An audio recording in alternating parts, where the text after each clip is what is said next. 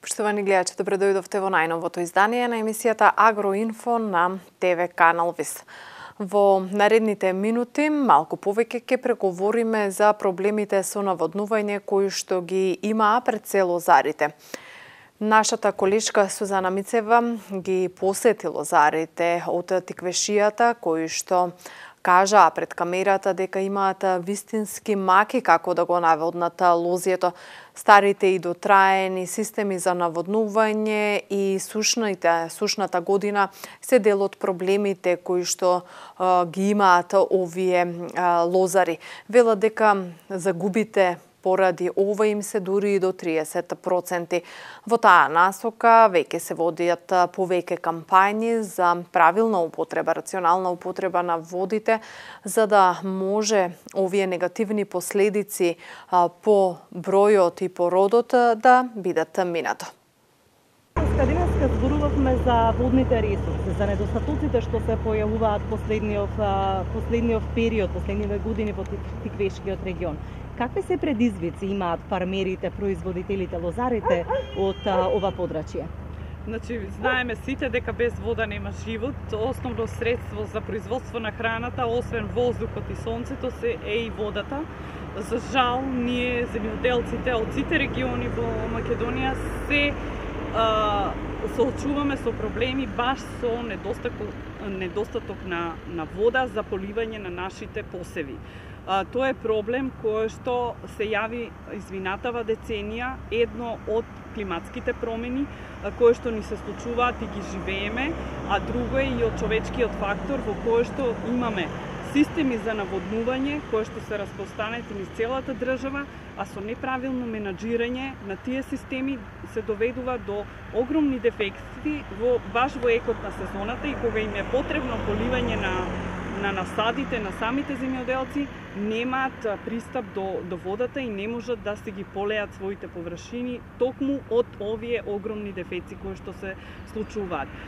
Можам да кажам за нашиот регион, за Тиквешкиот регион, значи веќе неколку години, десетина години наназад ние се соочуваме со тој проблем, од кој што имаме огромни дефеци, пукнати линии, потоа имаме пумпни станици кои што се во дефект и не можат да испорачат водата на самите лозари во периодот во кој што му е потребно. Оваа година имавме енормно сушна година, многу топли денови во кои што цело лето во Тиквешијата немаше капка дожд и затоа беше многу потребна водата за наводнување.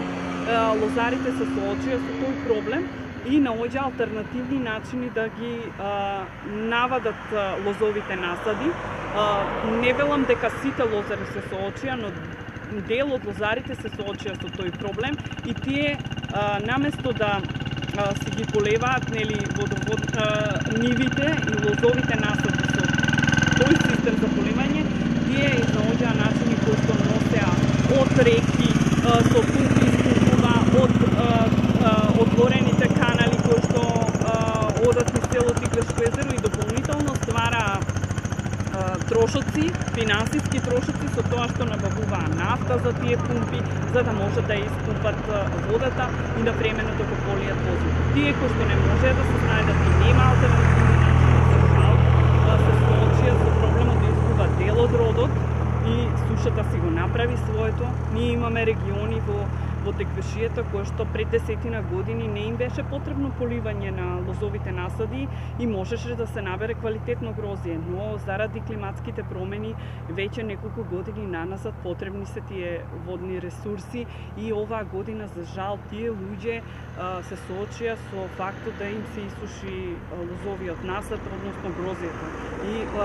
А и ние кои што успеавме да ги полиеме со вакви алтернативни начини имаме загуби на количините на грози.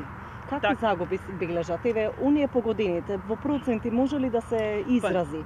Па еве, ако пред 10 години од 1 хектар лозов насад снедеревка се берало од 2,5 до 3 тона, од 25 до 30 тона грозје, сега од 1 хектар снедеревка, сорта снедеревка, максимум може да се набере до 1000 до 15 тона грозје. Значи тоа е фактички 50%, еве да кажеме и 30%, да не кажеме 50%. 30% загуба секако имаат лозарите заради тоа.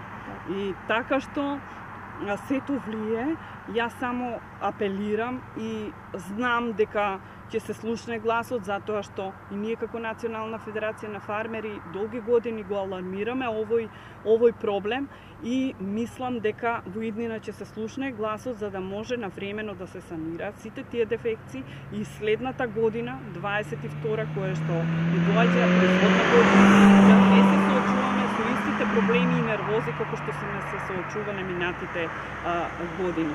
Тие системи се направени од некое друго време, за време на бивша Југославија.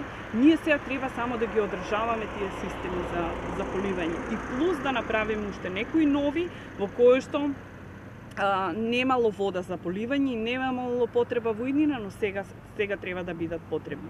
Лозарството ни е значајна гранка во државата. Ние сме според извозот на вино и според бруто домашниот производ втора гранка од земјоделството која што придонесува најмногу прелив во буџетот.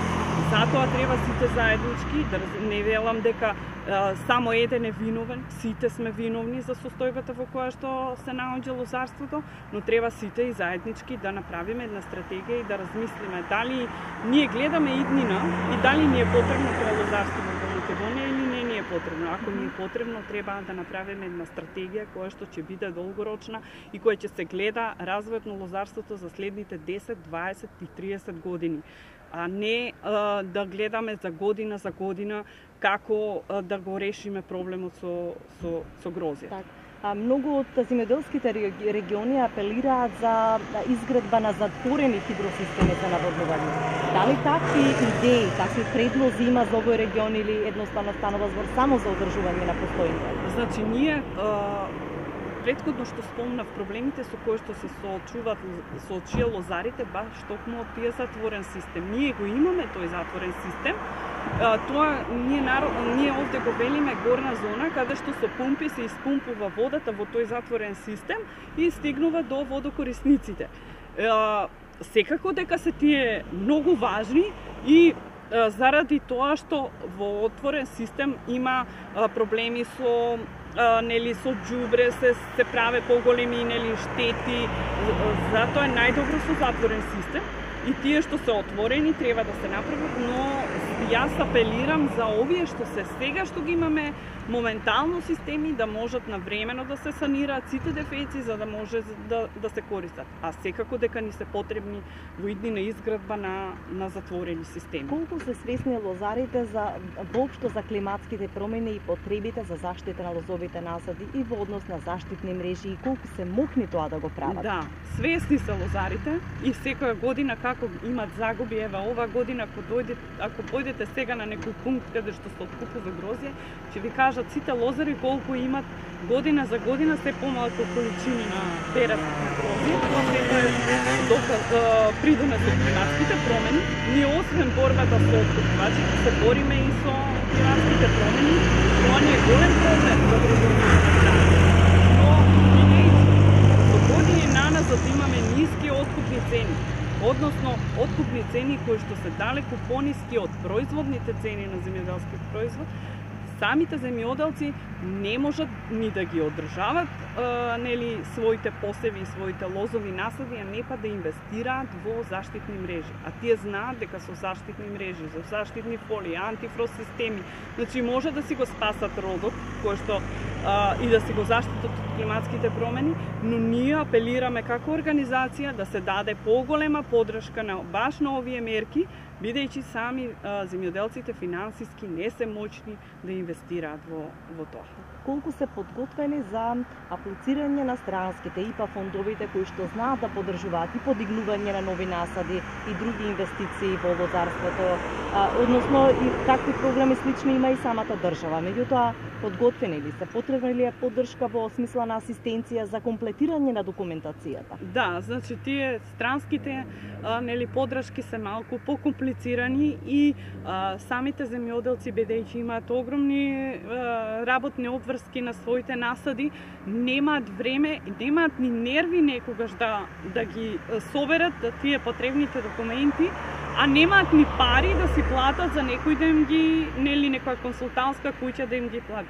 Сето тоа знам дека се поддржува и од ИПАР фондовите и консултантските куќи, но знаете како нашата домашна програма, програмата за рурален развој, секогаш е подостапна за земјоделците и поедноставна, со поедноставни собирање на документи, и затоа ние како организација апелираме во руралната програма да се дадат поголеми поддршки токму за овие мерки, како што се заштита од климатски промени, а инаку секој земјоделец сака да си го заштити родот и секој земјоделец кој што сериозно сака да живее и да екзистира од земјоделство, си ги следе тие повици и дел си аплицираат, значи си добиваат, и така да подготвени се, треба и обуки, но поголемиот дел веќе и си аплицираат.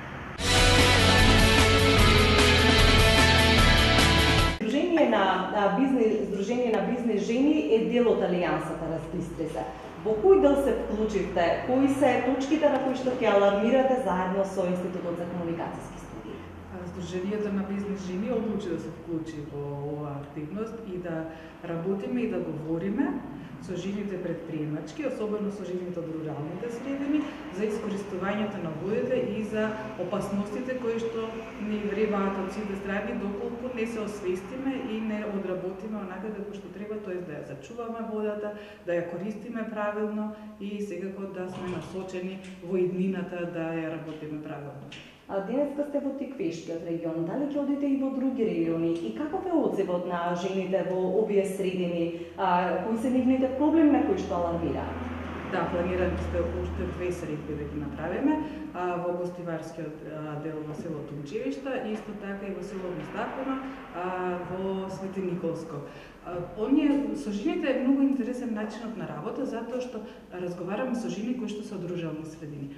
Тие немаат многу време да се посветат на едукација и на развивање на свест за одредена проблематика, меѓутоа како од друга страна секојдневно се среќаваат со проблемите кои што се соочуваат со недостаток на вода, загадена вода и така натаму. И многу интересен е моментот кога ќе се сретнеме и кога ќе почнеме да говориме на темата водите, излегуваат многу интересни теми, излегуваат прекрасни идеи како сето тоа да се реши, меѓутоа секако излегуваат на површина и многуте проблеми кои што ги имаат. Госпоѓа Ристик, вие сте производител на грозје винско грозје во овој регион. Кои се некои од најголемите проблеми, особено во производството? Се зборува често дека овде недостига, знаете, недостига вода, па кога најчесто се случува, во кој период од производството? Да, ние сме земјоделци, се занимаваме со лозарство, регистрирани сме со сопругот, имаме семено стопанство, имаме околу 3 хектари лозје, сето е под вински сорти. Се соочуваме многу, има влијание климатските промени и се соочуваме со проблеми со вода. Има многу и сонцето го гори грозјето и вода. Ние имаме системи, ни се капка по капка, некој дел, некој ни се побразда, ама кога најмногу ни е потребно, знае да киксне работата и да нема доволно вода. Што е проблемот со водата? Слабо подрачје водни или слаби се водните ресурси во Неготино? Што ви се проблемите? Па не знам колку што слушаме така од поединци, дека проблем се старите пумпи што го обезбедуваат водата од Тиквеш, нашиот реон тука. Мислам дека тоа е проблемот. колку време трае овој проблем? Од секогаш или е поизразен последниве години? Па со децени се провлекува истиот, де една пумпа ќе прегоре, де друга ќе прегоре и така проблемот се продолжува, се одолгочува. За оваа година можам подобро да биде, ама пак ист проблеми. Колку време имавте да не можете да наводнувате и како се одразува народот тоа? Па ние конкретно, ние лично, нашите плантажи не се под тие реони кај што беше толку многу застапено, така да луѓето ниту поеднаш не можеа да навадат. Ние ги полеваме нашите, ама со судни маки, нели, има реони што немат николку ни еднаш навадено.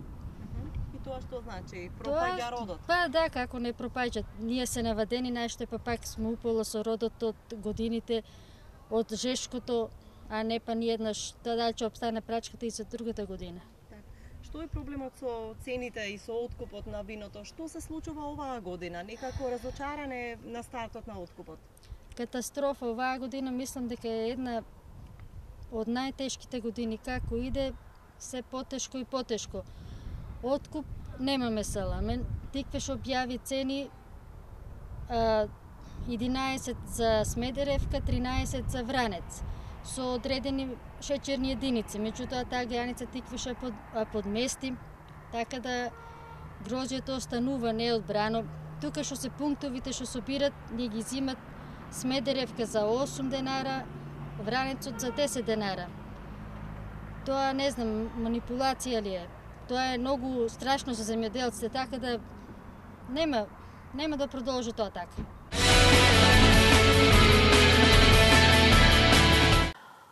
А во емисијата Агроинфо, како што знаете, редовно одвојуваме простори за стручните совети кои што за вас земјоделците ги дава Игор Ивановски, магистар по земјоделски науки.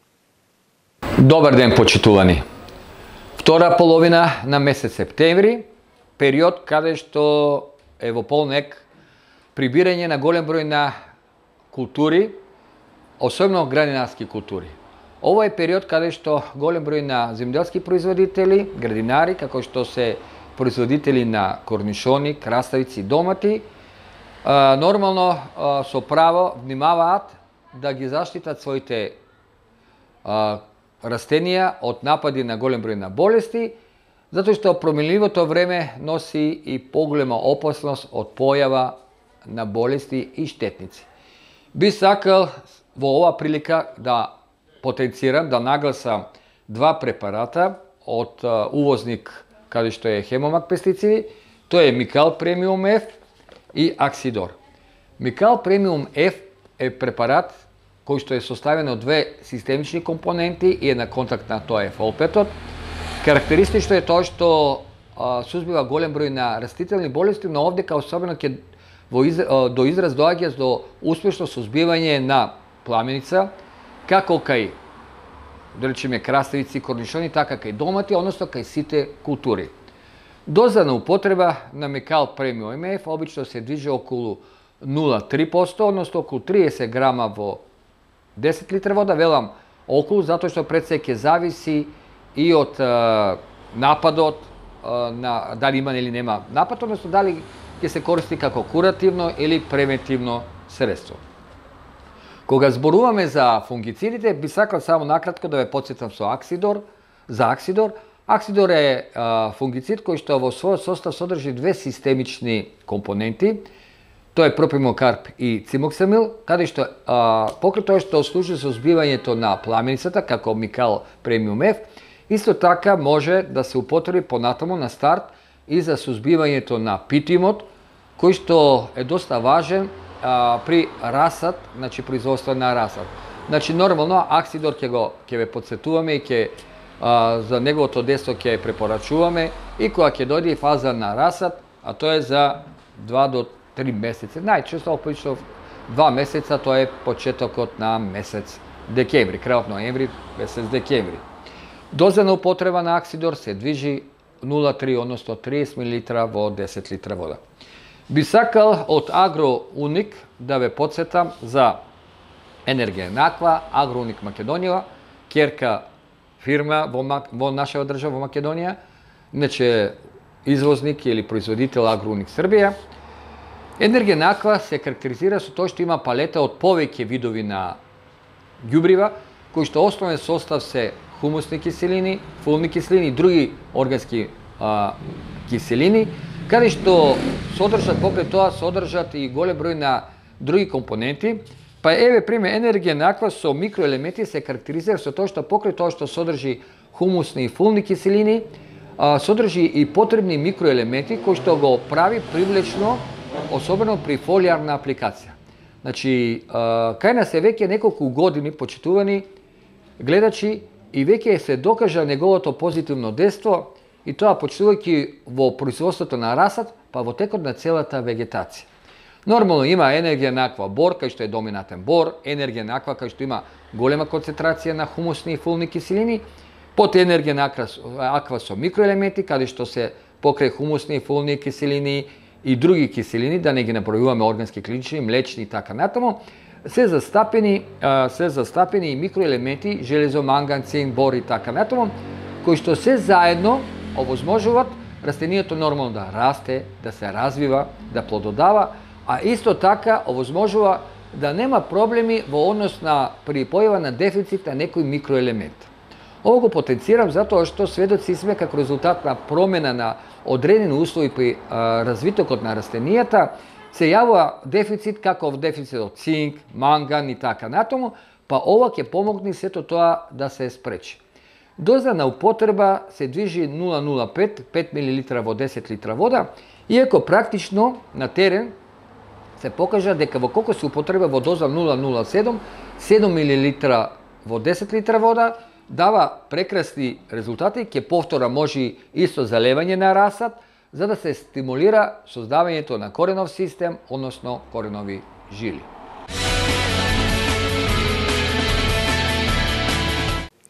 Пописот на население и домаќинства доаѓа при крај, меѓутоа земјоделците и вклучените во агросекторот велат дека на Македонија нужно и треба и попис на земјоделство, земјоделски стопанства, парцели и така натаму. По реализацијата на пописот на населението, домакинствата и становите, институциите размислуваат и за реализација на земјоделски попис кој треба да го имплементира Министерството за земјоделство, шумарство и водостопанство. Ваков попис исто така одамна не е направен за да се утврди со каков аграрен потенцијал поседува државата и колкава е искористеноста на земјоделските површини во нашава држава. Експертите велат дека само на тој начин може да се креираат квалитетни аграрни политики, бидејќи во моментов нема соодветен регистар на обработливи површини. Инаку во Струмичко младите се помалку има по нивите. Остана повозрасното население кое тврди дека се зголемува бројот на површините што не се обработува во Струмичкото поле. Има ли земјоделци по нивите? Слабо. Младежо избига, се старија като нас таквија. Ама и повеќе 50% лежи, нивито лежат. Не се работат. Нема кој да работи. Нема кој да работи. Младежо избига. А на времето како беше во Мокринското? На времето имаше народ. Беше тука, цело поле се работеше. Пипеја се садеше, бостане се садеше. Немаше ниво да леже. Сега, што да ти кажам, ако не са машините, с машините повеќе работи, иначе. Тук се садеше од пиле млеко. Уриз, бустан се садеше, немаше нешто садеше. Значи, повеќе раѓа, што е од пиле млеко, ама нема кој да го работи. И повеќе реже, на странство идеа, стари човеци остана. И толку веќе, и ние полек и ние ќе останеме, и полек целото поле ќе остане така. И државата, ако не земе некои мерки, значи, и ополж нема да влеме, въд ќе излезат. Што се однесува пак до редовниот попис, Државниот завод за статистика информираше дека над 1.300.000 граѓани и 405.000 домакинства и 550.000 станови се попишени заклучно со 20 часот синоќа. Можноста за самопопишување на лицата во странство пак до сега искористиле 194.000 луѓе. Пописот на населението, домакинствата и становите во земјава започна на 5 септември и ќе трае до 30. Последниот попис во нашава земја се спроведе во 2002 година.